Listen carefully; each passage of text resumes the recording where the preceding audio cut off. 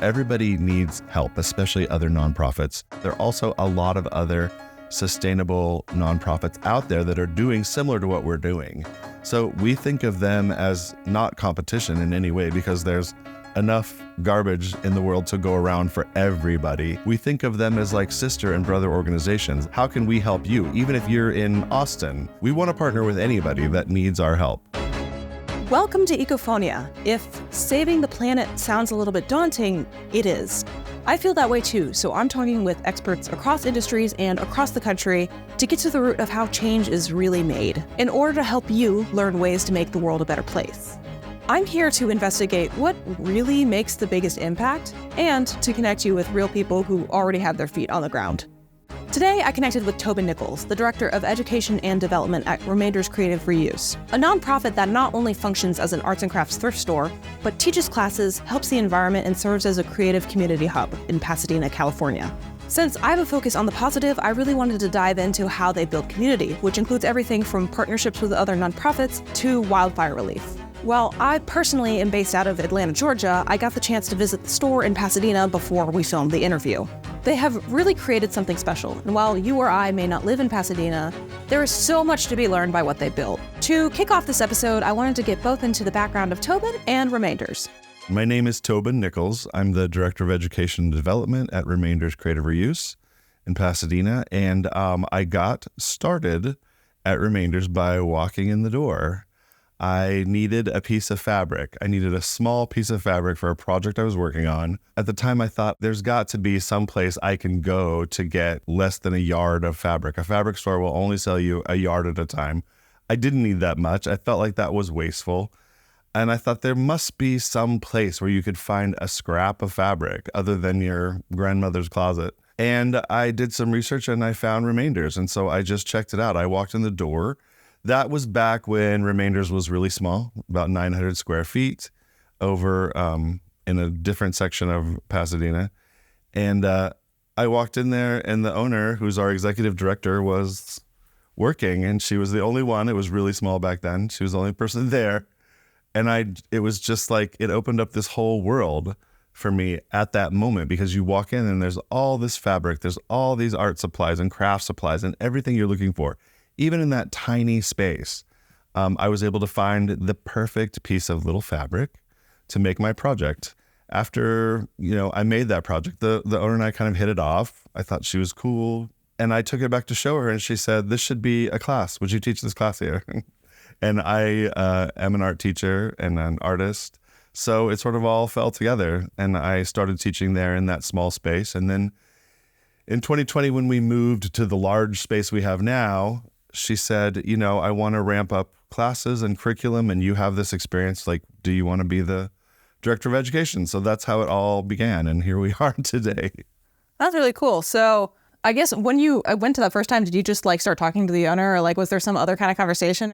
It was funny because I think the thing that with artists and creative people is that they're always curious about other artists and what they're doing. That's kind of a really cool thing about Remainders in general, is that someone comes in looking for colored pencils and the people that work down in the store is like, "What are you going to do with this?" And they love to tell you. And it's a fun conversation you have. So that was really what it was when I walked in the first time, is that she was like, "Oh, what do you need it for?" And I said, "Oh, I'm making this, vintage jewelry tree for Christmas," which is strange in this day and age, but something that's very traditional in sort of Christmas from the 50s and 60s.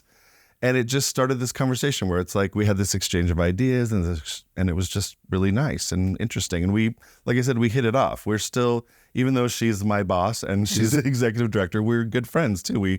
I really enjoy her creativity and her knowledge about creative processes. And, it's just really fun to be in that environment. That creative environment is wonderful across the board, no matter who is there, who walks in.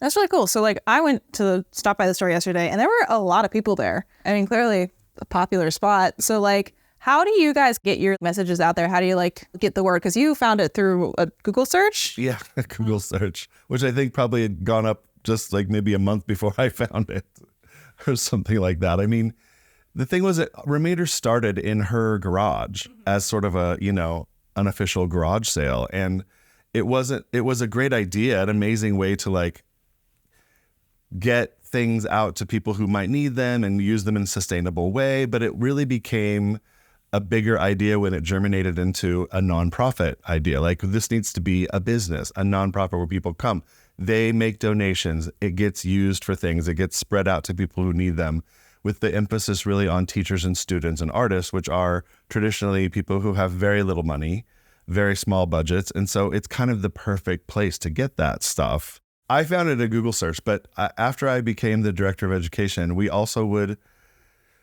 there was a small team of us back then, and we were just trying to make it known that we existed. We tried, we didn't have a huge marketing budget. It's a nonprofit. We didn't have a huge online presence on social media like we do now. I mean, we were screaming into the void in many ways, just trying to let people know, hey, we're here. We've got these really great sustainable practices. We have these wonderful classes that are taught by people who know what they're doing, and they're cheap. We have all this stuff you can get, like, come see us. And it was just, the former marketing director and I used to sort of play this like Nextdoor trick where one of us would post on Nextdoor, have you heard of Remainders? And then I would go and answer, yes, I love Remainders. Remainders is amazing. Everyone should go there. So, I mean, those days were tough. I mean, we thought we had a great idea and a great product, and I really believed in it. I had seen myself benefit from it. So I knew it was a cool thing. Like, I'm an art teacher. I'm an artist. Like, I'm the person that Remainders is looking for, and so I knew that it was a great, great, great idea, but it was just a matter of people finding out about it. And so that's sort of what we set about doing. We spent just the last few years sort of just trying to get the word out. We've been really lucky with a lot of media presence. But the thing that sort of really started it off was this TikTok that someone came and made a TikTok about Remainders and showed like the color-coded pricing structure, showed, how it's like you're able to go dig. It's like a thrift store, but for arts and crafts. They just really encapsulated in just a couple of minutes what Remainders was doing. And that sort of was the tipping point. People started to find out about us. That got thousands of views, thousands of comments. It crossed over to Instagram, which is where we are. We've never had a very strong TikTok presence. I know that sounds crazy, but it crossed over and has just like sort of kicked everything off. And so we took that and ran with it. We used that as a way to start giving more classes, more days of the week. People started finding out about us. And of course, the thing is, everyone's generosity and is at a peak all the time when it comes to sustainability. They're like, I have all this stuff. I want to help out. So as soon as people found out we had stuff that they could buy, they also found out that we work completely on donations. So the number of donations we started to get rolled in. They were rolling in all the time. They still roll in all the time.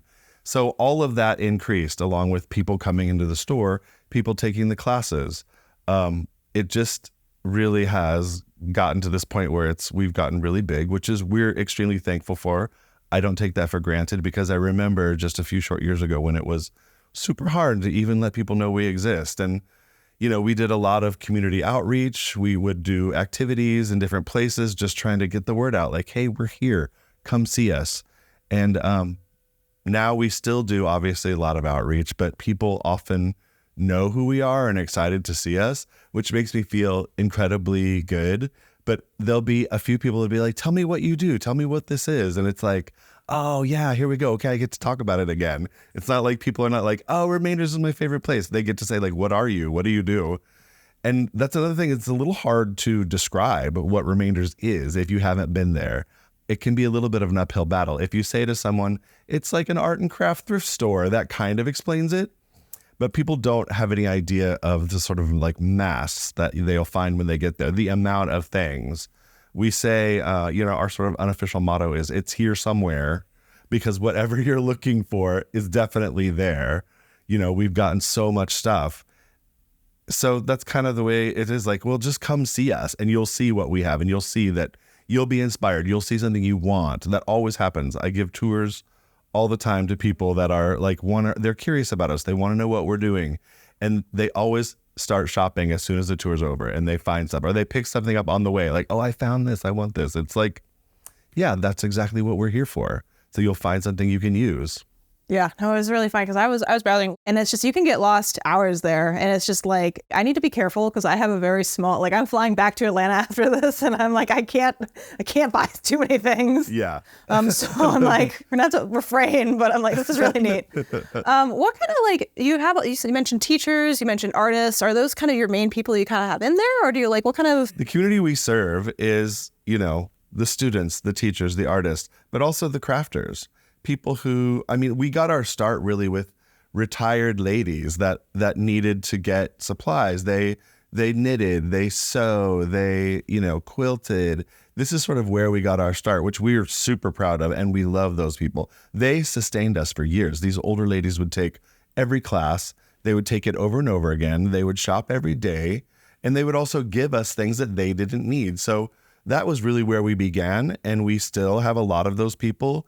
But the thing that came with sort of a more expanded presence online is that we got now a cross section of younger people that come in, like in their 20s and 30s and 40s, and a really huge cross section of diverse population that come and shop for things and look for things. And so, yeah, we still love our crafters, our solid crafters, our retired crafters, but we now get, a cross section of all kinds of people. A lot of parents will bring their kids there to shop for their school supplies, which is amazing. We offer teacher discounts all year round. We offer free teacher days at the beginnings of each school year. So we love to have teachers come. And then obviously the artists are just there all the time. Artists are working their studio constantly. So, you mentioned that it was pretty busy when you were there. That's the most amazing part of it, is that people get really excited to come there and find their treasures for whatever projects they're working on. So it's pretty incredible. Yeah. So I guess it's interesting. So clearly it's a sustainable business because your off donations, it's keeping these scraps or things that might otherwise end up in the landfill in the hands of people who could use them. Do you find that they have that in mind when they're shopping there or taking classes or whatever? Like they like that it's sustainable, or do you think that's just kind of a side benefit of the thing that you guys do? I think people get really excited about that aspect of it. I think people that come there are looking for, of course they want a deal. Yeah, everybody which of wants course it's a deal. Yes, too. They want a great deal, and the deals are fantastic there. We're on classes, we're undercutting everyone by, our classes are $30, and we supply all the materials. Most art classes you take are over $100, and you have to buy the supplies. So, we're undercutting everyone that way. The price of things in the store is a third of what you would buy something new. So yes, people love the prices, obviously. But I think also people do get really excited that this is something that someone had. That's what we hear in donations a lot, is that people say, this was in my mother's studio for years and she just died and I didn't know what to do. And thank goodness I found you, because I know this is going to go to someone that can use it. I know that it will have a life. And that's the whole thing that I think people get really excited about. Like, oh, someone had this and now I can use it. And also it takes away the anxiety. If you have ever tried a new art or craft, you know that buying all those materials is super expensive. And that comes with all this anxiety, like, oh crap, I bought all of this. What if I suck at this? What if I don't like it? What if I'm not good at it? Then I'm stuck with all these supplies and I spend all this money. At Remainders, it removes all of that. Mm-hmm. Like, you can get things really cheap. You can try it out. If it's not for you, just donate it back. Like, you don't have to keep it. If you didn't feel it wasn't for you, great. Give it to someone who will use it and might be into it. It removes all of that anxiety. And we do that in our classes as well.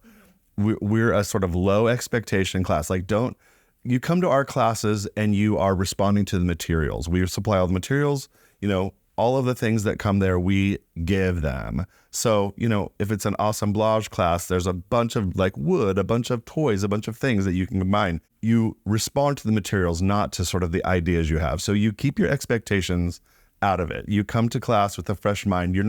It shouldn't be this way. It can be anything. It's not like it has to be one way and you get really frustrated because it doesn't look like that. We leave all of that behind and you're able to just come and experiment and enjoy yourself and have a great time. And there's none of that like, oh my God, I'm terrible. When I teach the classes, I cut that off right at the beginning. I give them a little short lecture about we don't do any shoulds or woulds here. We come in with fresh faces and fresh minds and we just respond to the materials and have a great time. And I encourage that when I walk around and talk to people, like, just experiment and enjoy yourself, and don't put too many constraints on yourself, because that's just going to stifle your creativity for one thing and make you feel bad about yourself, which we don't do any of that. So I guess let's talk about more about classes, because I mean, that's what you do. I was the director of education. How do you sort of like pick what classes to do, and like how do you schedule them, and like? Well, that's a monthly nightmare. The middle of each month is my full nightmare period. The thing about it is we have classes that are basics and like, really good basics that are very strong and very popular, like beginning sewing 1, beginning sewing 2, beginning knitting, things like that. We have those that are staples, and we don't really change those up much because they're very popular. People want to learn all of that from the very jump, these days. They want to get into it. But then we have other classes that people come up with ideas for. When I interview a new teacher that wants to teach at Remainders, I say, what ideas do you have? What are you interested in? What is your favorite thing to teach? As a teacher myself, I don't want to be handed a class that I don't want to teach. Nobody wants that. You want to enjoy the work you do. You want to enjoy it and have fun and, do something that you love and care about. So that's what I start with, is like, what do you want to teach? Tell me your ideas. Show me what you've made. People always bring things, which is so cool. They'll come to an interview with me and they'll bring all these things they made, and you can like look at them and hold them and like get really excited about it. And then also, because most of them are experienced teachers, they have, here's my curriculum, here's my idea, here's what I want to do. So I get really excited about that. That's what we want. But, we also come up with ideas of our own and say, well, I have an idea for this class. Who might be interested in it? Who might want to teach that? And so I will reach out to my roster of teachers and say, hey, here's an idea I have. Anybody interested in this? Or do you want to put your own spin on it? We do that a lot. I really believe in sort of like teachers teaching something they're interested in. And I also, having been a teacher, it's important to me to guard the teacher experience. Like, teaching is hard. It's really not hard. It's really not easy at all. And it is something that sucks the life out of you if you let it. I mean, you're giving of yourself completely to these people and these students, and often not getting anything in return. You're just giving out this energy. So I'm very much like, please teach something you care about. Please do something you love. If you're not enjoying yourself, let me know. Let's figure it out. If a student acts poorly, I'll talk to them. Like, let's nip that in the bud. I'm very protective of the teacher. Can you talk about a little bit more about the community you've built with your classes and your teachers, and this whole culture that you seem to have with, being open to, making mistakes and being circular with like, hey, if you didn't like it, or, you can donate it back, and just talk about the community. I mean, the community is amazing. It's an incredible community we've built. And I take no credit for that, because these people have come together and met each other and are interested in what they're all doing. And with the recent fires, that's been even more important. People have come back and needed things, and it's regulars and people that are visiting for the first time. And it just is this, as soon as you walk in the door, you can feel that there is a community there of support and love and care, but also of like creativity. People are really interested in what other people are doing.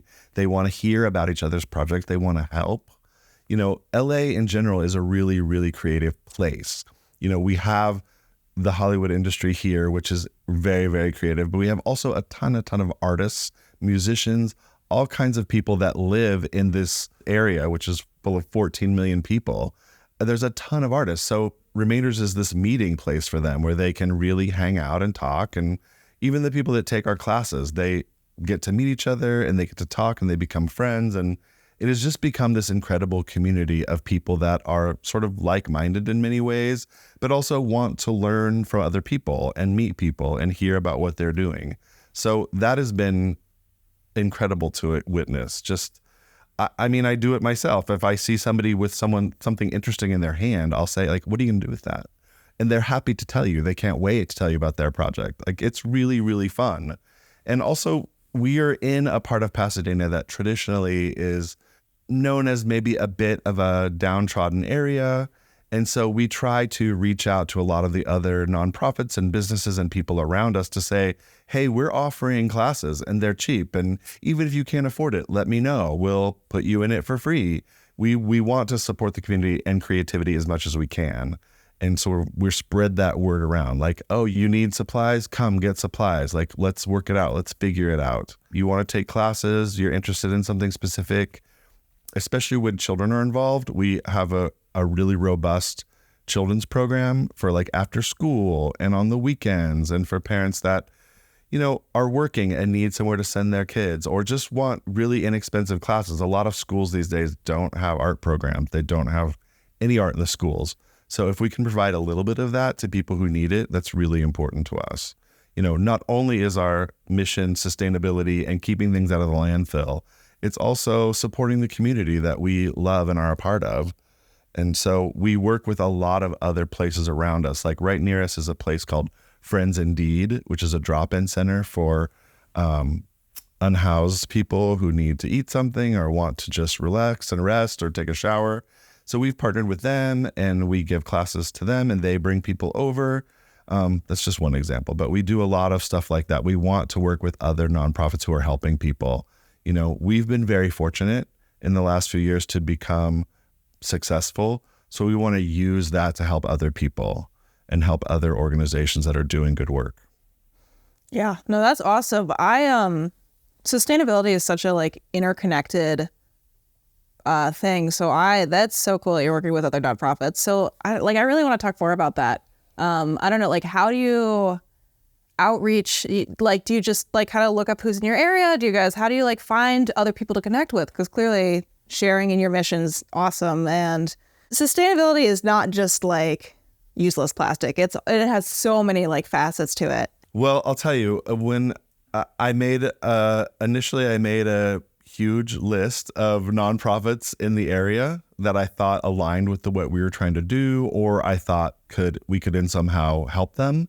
But also they reach out to us. A lot of places reach out to us and say, we're trying to do this event, or we're trying to do this, we're trying to do that. What do you think? How can we partner?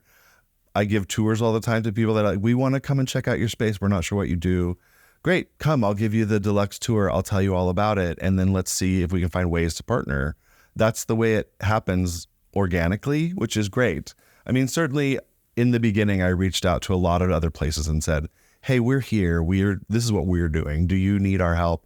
Can we somehow, align somewhere where we can do stuff together? And almost across the board, that's been a resounding yes from people. Everybody needs help, especially other nonprofits.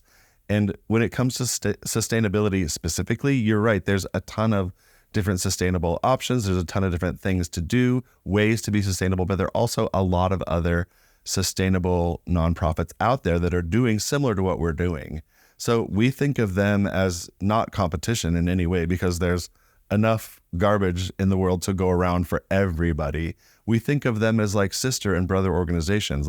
How can we help you? Even if you're in Austin, the Austin Creative Reuse Center, it's how can we partner with you? How can we help each other out? And our other places around LA, we want to partner with anybody that needs our help. And in some way, they can help us too. We're always trying to make those connections and build community, because that's really what it's about. I mean, we can't do it alone. We've only been able to do what we've done because people have come and donated things and bought things and given us ideas.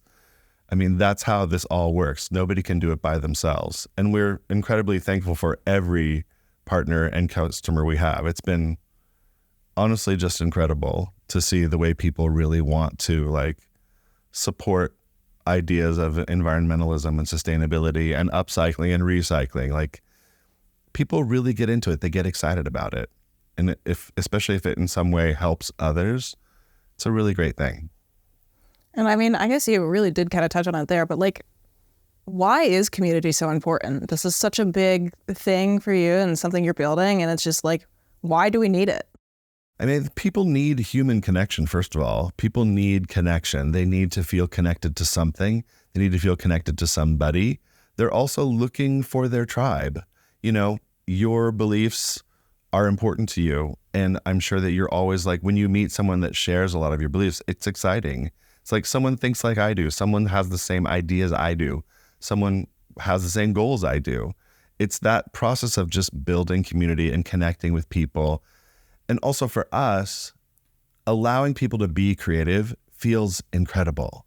People come that aren't artists. People take classes that aren't artists, aren't artistic, or they say, which is classic, I've heard this a million times, I'm not creative, I'm not good at art, I don't know anything. I was told when I was a kid that I'm terrible at art, I shouldn't do it. Those are the people that are most exciting to have in class, because you give them the opportunity to create something and they get really excited about their own successes, which rubs off on you. You're like, look at this amazing thing. You give them this positive, wonderful opportunity and experience, and it feels great. At the end of the day, building community feels amazing. It's something that you want to do because you want to find your people. And that's really what has happened at Remainders, is that people have found each other and become good friends and spread ideas.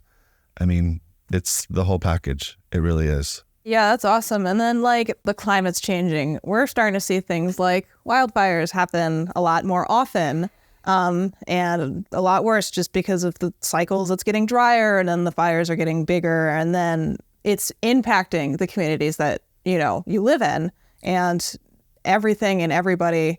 I mean, we're 3 weeks out from the Eaton Fire, which took out the majority of the city of Pasadena, and Remainders is right on the edge. We are 3 blocks from where the fire was halted, luckily. I have teachers that are on our roster that lost everything. We have customers, we have employees that were displaced from their homes. People come in and say, I lost everything. I just want to sit and knit and do something to take my mind off of it. We're right there in the thick of it, of people that we see every day and that we know were deeply affected by these fires that are, yes, you're right, every year they seem to get worse. Every year it's drier with less rain. So, it's easier to spark a fire. The winds come up and blow things around, and it's a really bad situation that is only becoming worse. And so, it really is part of what we have to do, especially being so close to this Eaton Fire, is that we have to jump in and do whatever we can to support people. We have to do whatever we can to, we can't stop fires, but we can support people who have lost things. We can do what we can to make it better for them. I mean, what we did as soon as Remainders was cleared to go back to, because for days we weren't able to go there. The fires were raging. It was an insane mess. Everything, the air was toxic and terrible. Even when we were allowed back and started relief efforts, the air was bad. It was gray. The sky was gray and orange, and it's not blue, and full of particulate, full of crap. It was bad, but we felt like we had to do something right now. These were our people. We knew people that had lost things. And so we knew we had to jump in and do whatever we could, being so close to it all. And being a community organization, that's part of our mandate, is to help people. So, the day after we were allowed back in, that next morning, we started relief efforts. We started taking in donations, which is something we do anyway, but we just switched what we were taking. Now we're taking water, we're taking clothing, we're taking bedding, we're taking toiletries, anything that you think would help people. We shifted to taking that.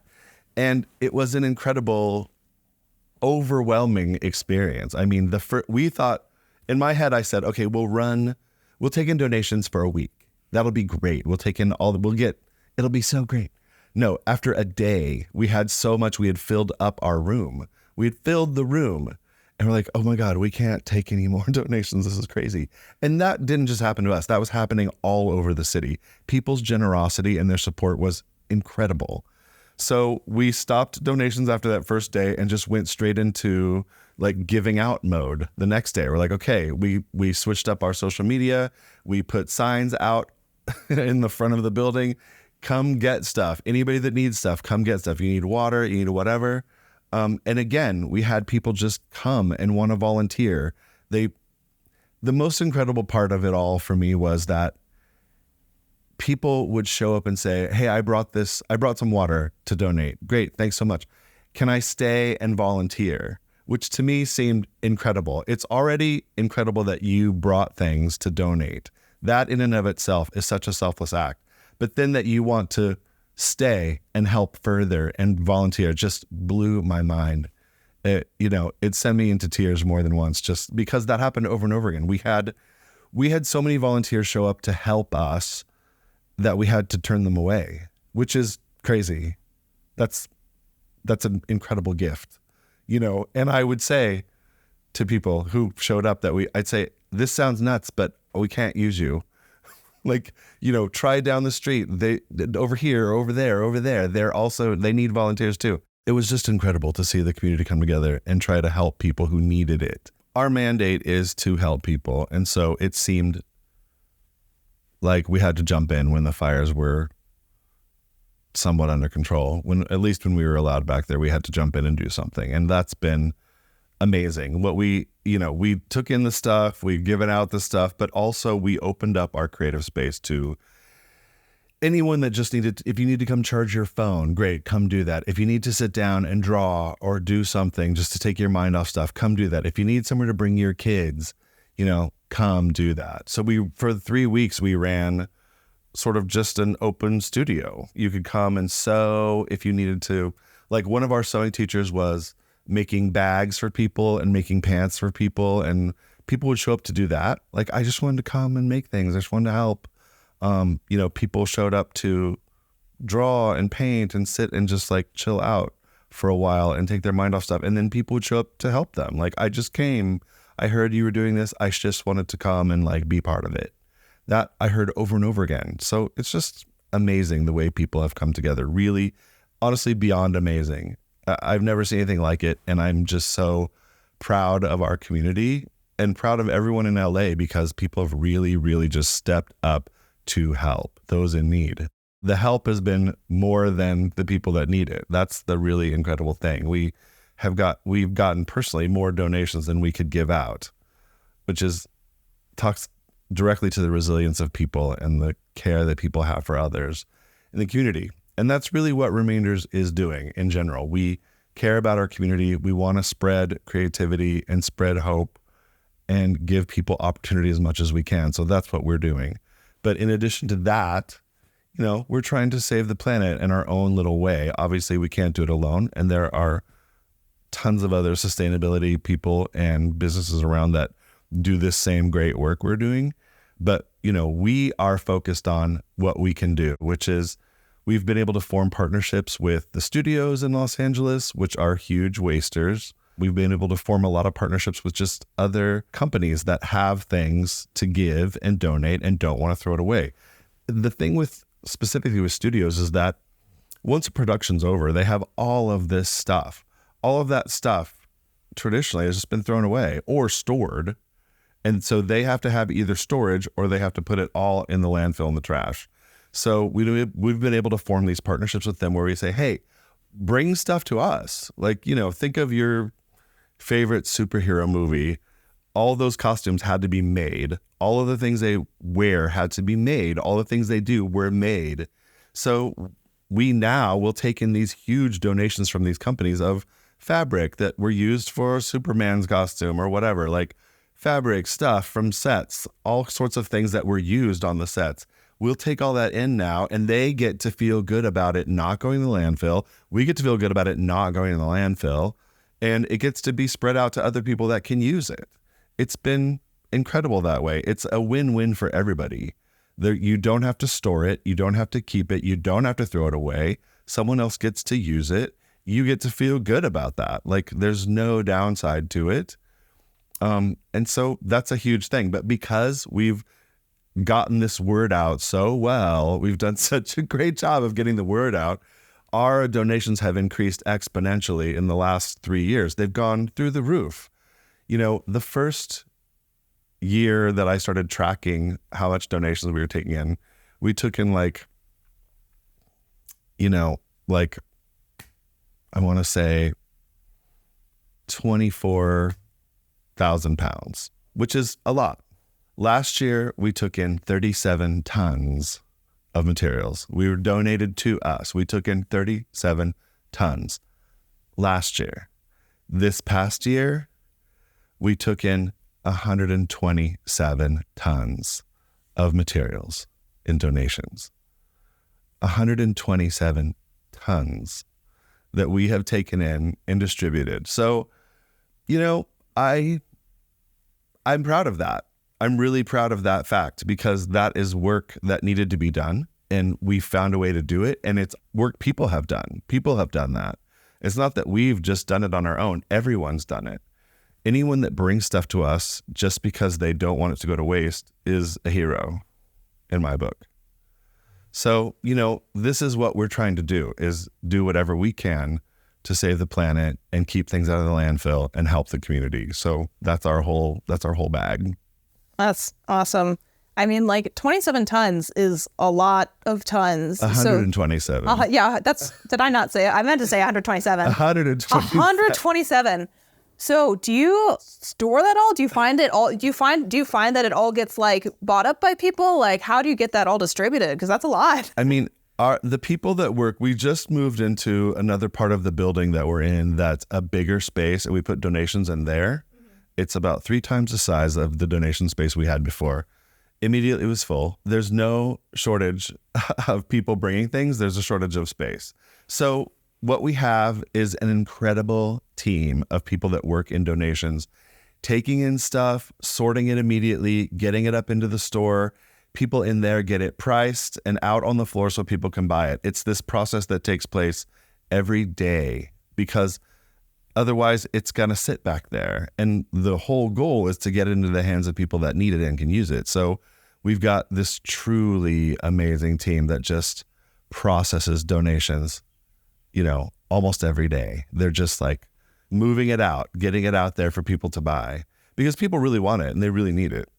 And we don't need to keep it. We're not trying to keep it. We want to get it into the hands of people. So that's really what it's about. And they're overworked. They have a lot of work to do. They're often tired. We can always use more help doing that because there is so much that has to be gotten out there. But that's the point, is to get it into the hands of people that need it. So, they work a lot. They work tirelessly. They're an incredible bunch. We couldn't do it without them. But it's been that system that's had to really be developed over the years as we've gotten more donations, as that's increased. We've had to come up with new process on how to process things and get it out there efficiently and quickly, because otherwise it just piles up. You literally get a pile of things to the ceiling. I've seen it that way. People will, if we get an onslaught of donations or a huge donation, sometimes we get 1,200 pounds at a time of donations. And that can become a literal mountain that goes to the ceiling of the room.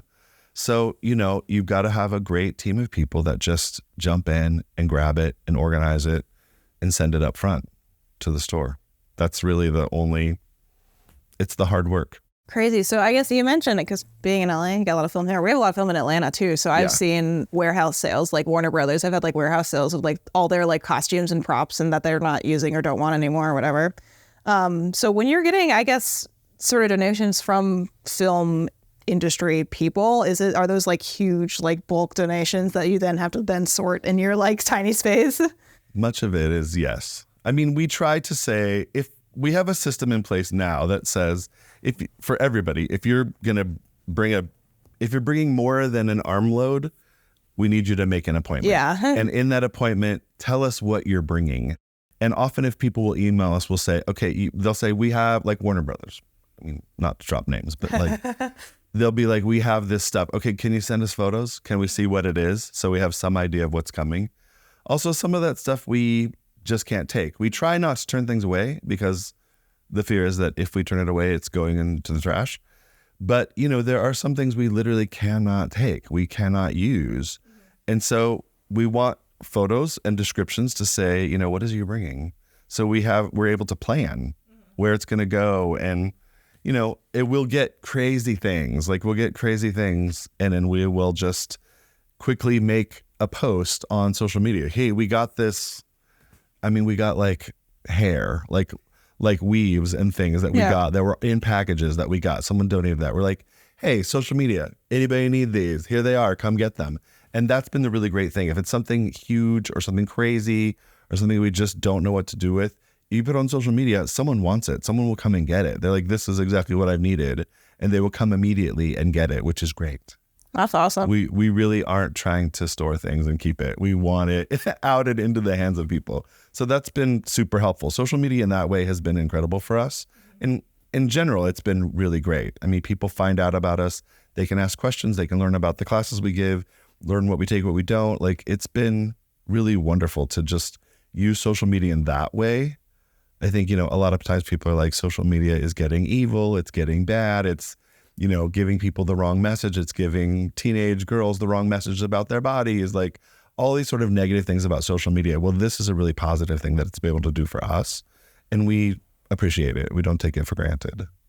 Yeah, that's awesome. No, there's definitely bad sides of social media, and I've been on them, and it's just lots of angry comments, and just once you kind of get there, it can be really awful too. Yeah.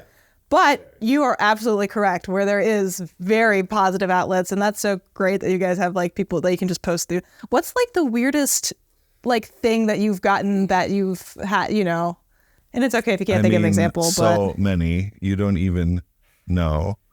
The weaves were weird. Definitely very weird. We've gotten, we get a lot of wacky stuff. Here's a project halfway done. We've gotten costumes, we've gotten crazy sculptures. Someone from Missouri called me and said, I want to donate a piano to you. It's a grand piano, and I'm going to ship it from Missouri to you. Is that okay? And I was like, no, don't ship me a grand piano. I don't have anywhere to put that. No, thank you so much. That's so incredible. I can't even imagine what it would cost to ship a grand piano across the country. But I was like, thank you. No, I can't take that. Crazy things. It just happens all the time. There's weird photos. We get a lot of really weird photos of people, a failed actor's headshots, or there are photos of people on vacation or doing things, random things. We have a whole photo bin. Here are photos. If you need photos for your art projects, they'll be just people. And it's what family thought, oh, I don't need these photos anymore. I don't care about my family anymore. I don't know what that decision is where you give away family photos, but we get a lot of those, and there are some weird ones, some really strange things. Weird toys, weird old things. It's everything. There's everything there. Every weird thing you can think of has come through there so far. Musical instruments, I can't even tell you all the stuff. And we get a lot of holiday stuff, which is sometimes strange and unusual. Somebody donated these gigantic, literally this big squares and X's and circles, styrofoam. They're bright pink, and they donated 50 of them. And they were literally this big, huge. We had nowhere to put them. They brought them, we took them, we probably shouldn't have taken them, we took them. And so then they were on the wall at Remainders for a long time. They were along the wall because there was nowhere else to put them. And then finally someone was like, oh, I need those. Are those for sale? Yeah, totally. Those are for sale. Please take them. These giant pink squares, X's and zeros, or O's. Who knows what they were for or where they came from, but they showed up. And here we go, It's just the thing, you get weird things and you think nobody's going to want this. One day we got 4 telescopes. 4 microscopes. Someone donated 4 microscopes. We're what are we going to do with these microscopes? Someone bought them. Someone's I needed microscopes. Just those X's and squares. Somebody was that's for me. I need those. And bought them all. It's great. Awesome. You never know. But, that's the thing. Everybody wants something. Everyone's looking for something. It's a creative business, Can you talk about sort of the future of Remainders, how you guys want to expand your mission, future projects you may be working on, how you want to serve more people?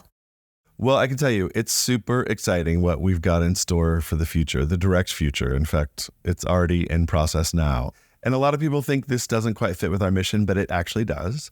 We have opened up a new performance space in our building. So in the back of the building, the room that used to be donations is now a performance space. We have a robust capoeira program happening.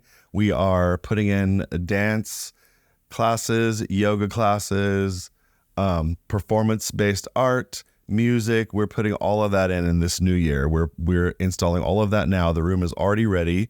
I'm already interviewing people to put this program in place because we want to further serve the community by offering these new creative outlets. Creativity isn't just about art or craft or sewing or fabric.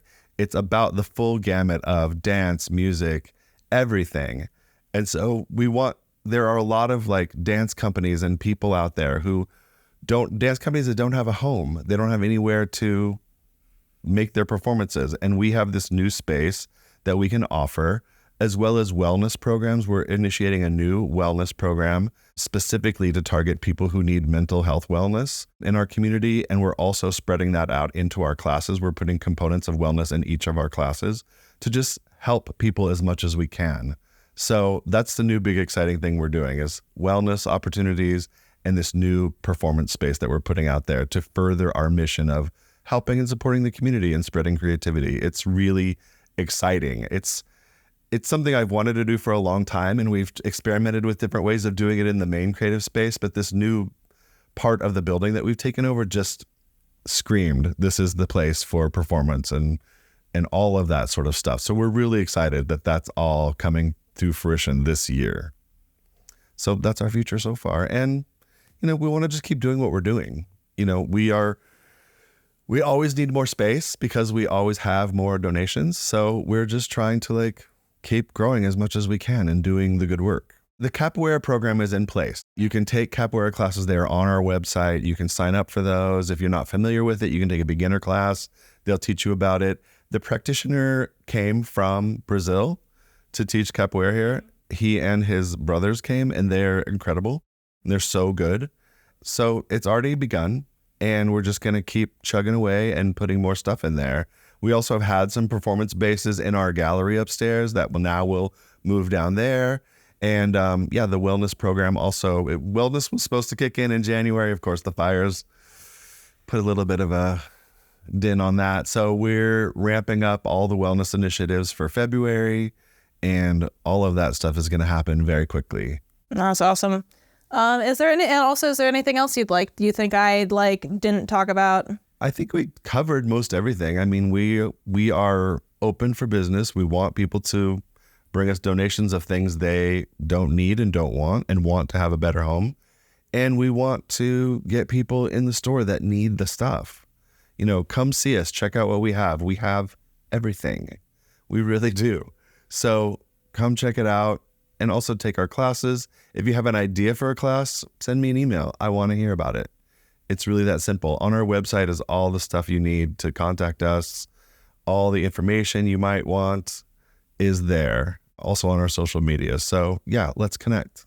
What we do is very simple. We're trying to keep things out of the landfill. We're trying to give opportunity to upcycle things instead of buying things new. Upcycle it, recycle it, make it into something else. That's our whole goal. Keep it out of the landfill. You don't have to buy brand new things. You can fix the things you have. You can upcycle them into other things, especially when it comes to art. I mean, art is vast. Art is incredible. You can make anything into art. That's what we're doing. We're trying to just keep the fires burning for creativity and upcycling and recycling and reuse. I'd like to thank Toban for taking the time to speak with me. If you'd like to connect with Remainders, their information will be in the description. If you're on Spotify or YouTube, go ahead and drop a comment about what you found most enlightening about this conversation. And I will see all of you guys in the next episode.